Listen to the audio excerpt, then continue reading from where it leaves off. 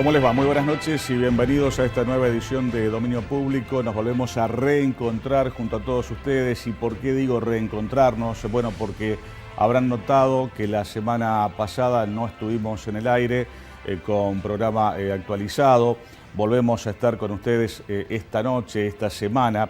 Y así será, por lo menos hasta nuevo aviso, porque el canal, esta casa, ha tomado con muy buen criterio, por cierto, la decisión de que la programación local que se graba en estos estudios, bueno, vaya de manera alternada, semana de por medio. O sea que cuando vamos nosotros, algunos otros programas colegas no se graban, no se emiten en esa semana, y cuando esos programas sí están en el aire, bueno, somos nosotros los que nos quedamos en casa y compartimos alguna repetición de nuestro programa anterior.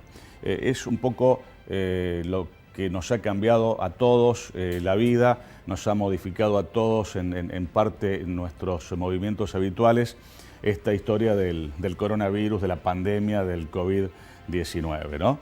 Una pandemia que indudablemente sigue dejando en segundo, tercer y último plano a cualquier otro tema quizás muy importante también para la vida de todos nosotros que tenga que ver con el orden nacional, provincial o local.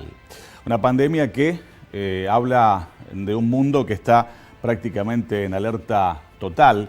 Yo en la última edición les decía que íbamos camino al 1.000.000 de infectados. Bueno, esa cifra quedó muy lejos, muy atrás, muy en el olvido.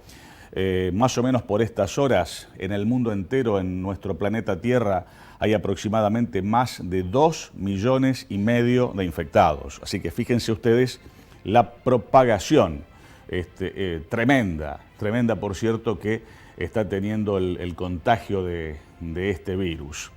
Hay una primera placa que vamos a compartir con nuestro director Leo Peretti que habla precisamente de lo que nos está contando la OMS, la Organización Mundial de la Salud, que dice palabras más, palabras menos, que lo peor está por venir. Advierte que todavía falta lo peor del brote del coronavirus, mientras algunos gobiernos reducen el aislamiento. El titular de la agencia de la OMS remarcó que es un virus que mucha gente sigue sin entender. Tenemos que comprender todos, por las buenas, por las malas, nos guste más, nos guste menos, tenemos que comprender que hasta que la vacuna no aparezca, para lo cual no hay fecha cierta y nadie dice que fuera a ser pronto, la única vacuna que tenemos es el aislamiento. Quienes hacemos tareas en los medios de comunicación, bueno, estamos dentro de las excepciones y por eso venimos hasta los canales, cada uno en su función, a cumplir con nuestro trabajo, pero de aquí a nuestra casa y la próxima salida, bueno, al supermercado, a la despensa o al canal dentro de algunos días. No hay otra alternativa, por más antipática, incómoda que nos pueda llegar a parecer. Casi la totalidad del planeta, del mundo, está prácticamente en cuarentena. Y no solamente eso es lo que ha traído esta pandemia. La pandemia ha traído como cuestiones colaterales temas que tienen que ver con el petróleo y con la deuda. ¿Y por qué digo esto? Porque la pandemia, el petróleo y la deuda le han dado un golpe feroz a la economía mundial. Fíjense esa placa que nos muestra la caída histórica, estrepitosa del petróleo en el mundo. Está su precio, o estuvo su precio, por debajo de los $0, es decir, con precio negativo. Imagínense ustedes una persona que va a comprar un barril de petróleo, se lo dan y aparte le entregan dinero, o sea, le están pagando para que se lleve el petróleo.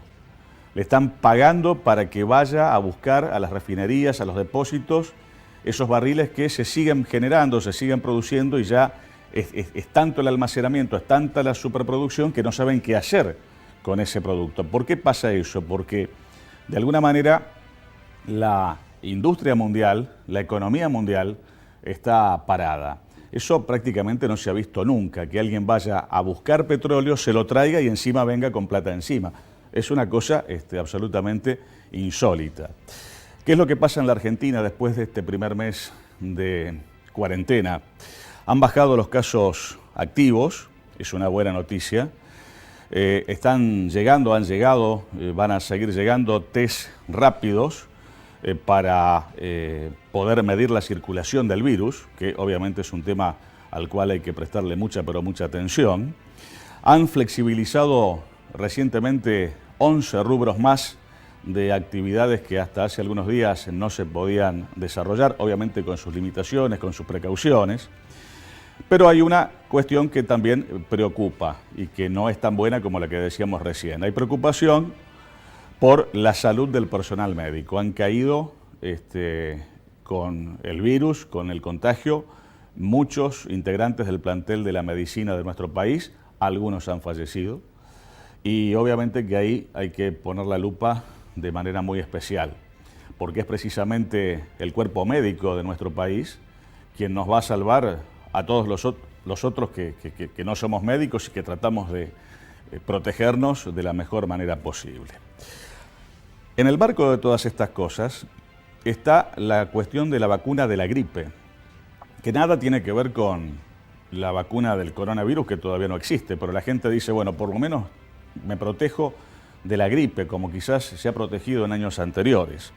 Bueno, la vacuna de la gripe se ha triplicado en cuanto a su demanda y lamentablemente, y esto está chequeado, por estos días no se consigue de manera particular.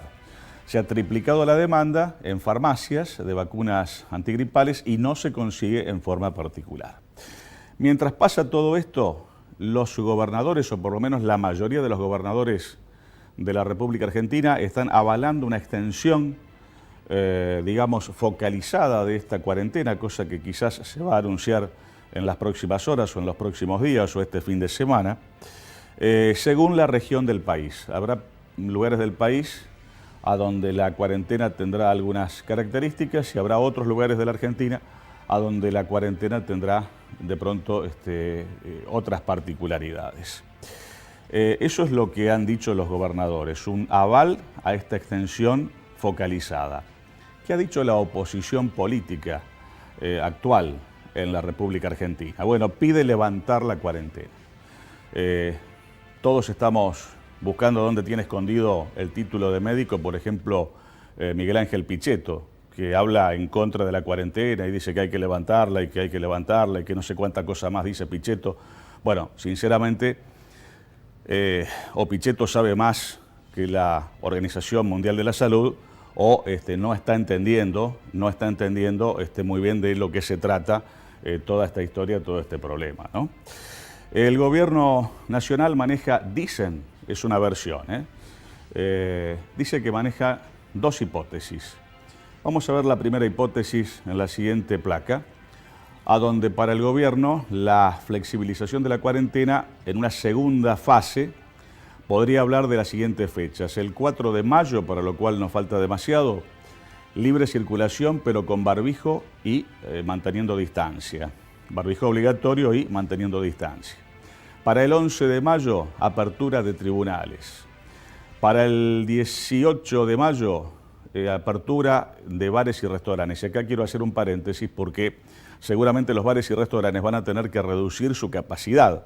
Sabemos muy bien que los bares y restaurantes de nuestro país están acostumbrados a tratar de meter la mayor cantidad de sillas, de mesas, de ubicaciones posibles dentro de lo que es su lugar de trabajo. Bueno, ahora seguramente esas mesas estarán separadas el doble, el triple de lo que acostumbramos a ver y que conocemos habitualmente de los tiempos anteriores. Así que ese es un tema que indudablemente va a repercutir en lo que es el rédito del negocio, de la gastronomía, en bares y restaurantes. Habrá que ver con cuántas mesas y lugares disponibles quedan estos lugares gastronómicos a partir de lo que pueda llegar a ser su reapertura.